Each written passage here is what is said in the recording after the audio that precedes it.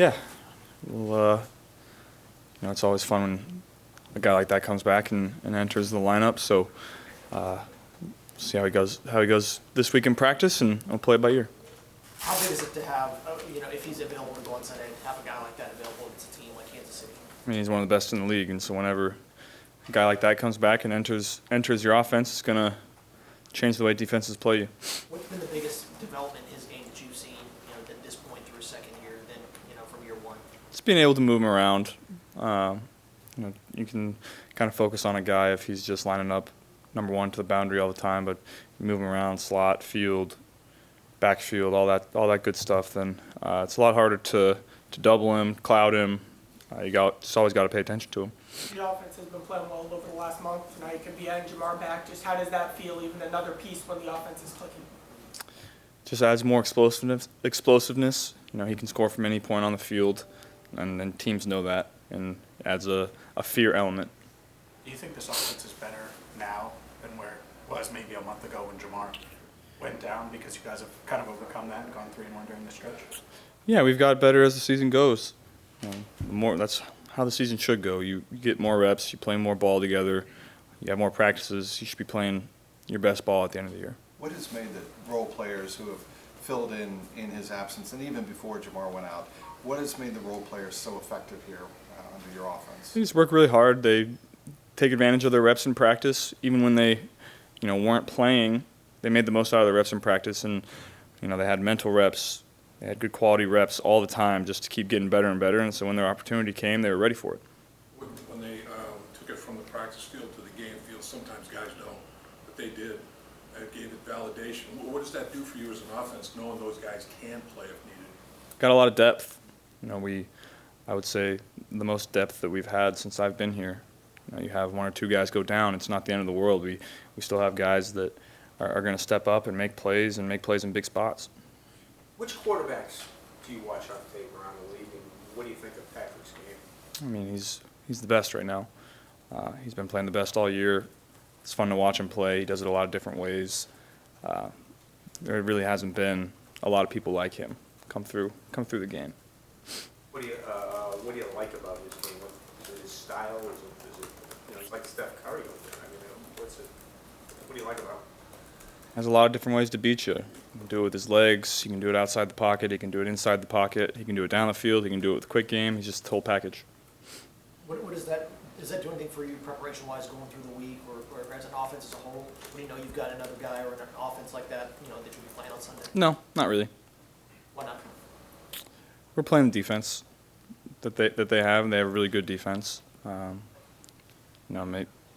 Coaches think about the game as a whole, and how you call plays in certain situations based on what kind of offense they have. But as an offense and as a quarterback, that's not really something I think about. How different are they on defense this year versus last year? New faces, some new schemes. I'm sure they'll have some change-up coverages and some new blitzes for us. So we'll have to be great in our adjustments. But they just add new players that come and do their jobs, and they're very sound. Their GM was very up front. The goals were to get more athletic, to get faster, to get younger. Do you notice that when you look at that defense now? Yeah, they're flying around. They do a great job of running to the football, challenging all the throws. When they play their man, they're always around the ball. Good job making plays, so it'll be a challenge for us. I know you said you're not facing him directly, obviously, on offense, but is there a party that enjoys playing a quarterback like Patrick? Like, are you, having that matchup between you two? I mean, it's something that you get a kick out of. This is your third time facing each other in the NFL. Yeah, it's just fun to watch him. Whether it's on TV or on the sideline, he makes some incredible plays that it's just fun to watch.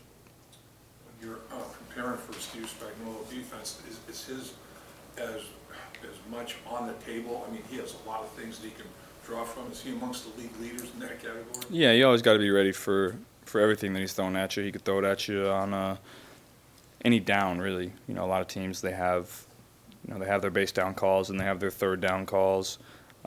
He can really throw anything at you at any time, at any point of the field. And so you always got to be mentally alert when you play this guy. Do you have a relationship with Patrick Mahomes? I know as quarterbacks sometimes you guys get to do things together. Not too much. we've texted back and forth every now and then, but I wouldn't say anything. We haven't hung out off the field or anything like that. Did you watch the golf match that he and Josh Allen did, and would you ever I can't- participate in something like that? I can't say I watched that. No. They would. I'm not very good at golf, so you'd have to pay me a lot of money to go out there and stink it up on live TV. When you get a matchup like this, a lot of people like to, hit it as a matchup between quarterbacks. What do you make of that whenever that's, comes about where it's, you put any two quarterbacks who are kind of good and it ends up being a quarterback battle? What are your thoughts? Well, that's how the media likes to spin it, and it creates energy for the game and anticipation. But it's each quarterback is going against the defense, and when you have two quarterbacks like that go out and play, I think it's just great for the game and great for fans to watch high level quarterback play. The week 17 win last year against Kansas City here. What before, during, after? What is the memory that sticks out most to you from that day? Oh man, this feels like so long ago. I mean, that was the day we won the division, so that was exciting. But that's so far behind us now. That was almost a year ago now, so it is what it is. Last year happened. We're on to this year.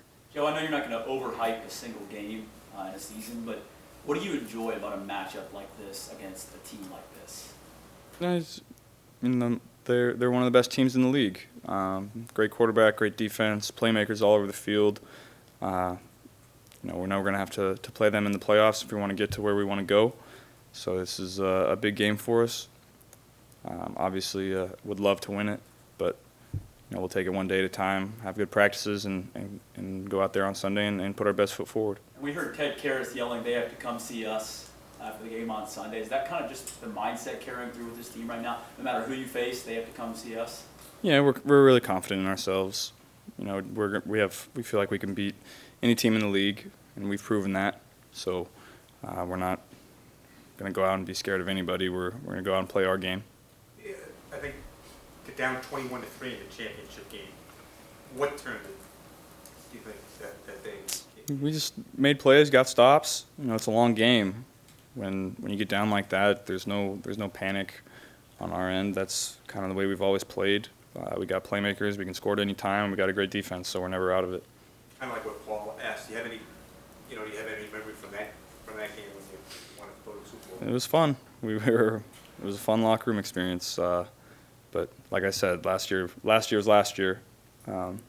New team, new faces, new year. Fair to say that you, excuse me, like to get off to a better start on Sunday. Yeah, we always say that, but sometimes it doesn't work out that way. Whatever the game ends up throwing at us is what we'll handle. Why do you think you guys are so good? I mean, you always say, it's a long game, like you just said, and take it one play at a time, one series. But why do you think you guys are so good when you get down in games and maintain your composure? What gives you that quality? It's just kind of how we're built. We throw it really well. Offensive line protects. When we're down like that, we don't really change the way we play. That's kind of how we play through the whole game. Our defense always settles in no matter how the game starts. They always end up making plays and getting us the ball when we need it. And we got veteran guys, mature guys that understand that we're never out of it no matter what the score is. You faced a lot of really good defensive linemen this year. It seems like every game they got either better inside guys or edge guys.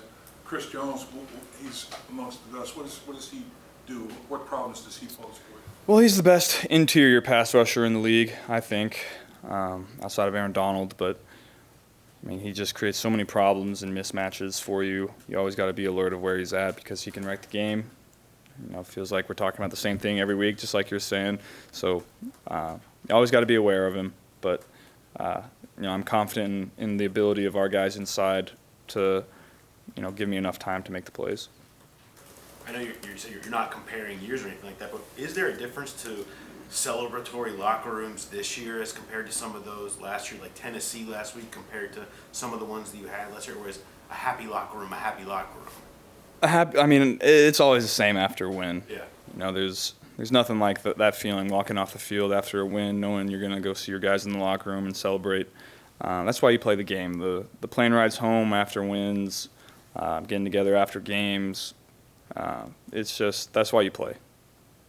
what does it do for the team when a guy like Teddy Karras leaves the field with the fire and passion that he left it with on Sunday? I wouldn't say that individual moment did anything for us. It's just the energy that Ted brings all the time. That's the same energy that he's bringing on a Wednesday morning, this morning, getting ready for our first meeting of the week. You know, he's so consistent with his energy that that's kind of something that we haven't had on this team before, and it brings a life, an energy in the locker room that, you know, it's kind of hard to describe. Do you feel like the consistency of your pocket against Tennessee, that, you know, the protecting the depth of it and the edges, was as good as you've had all year?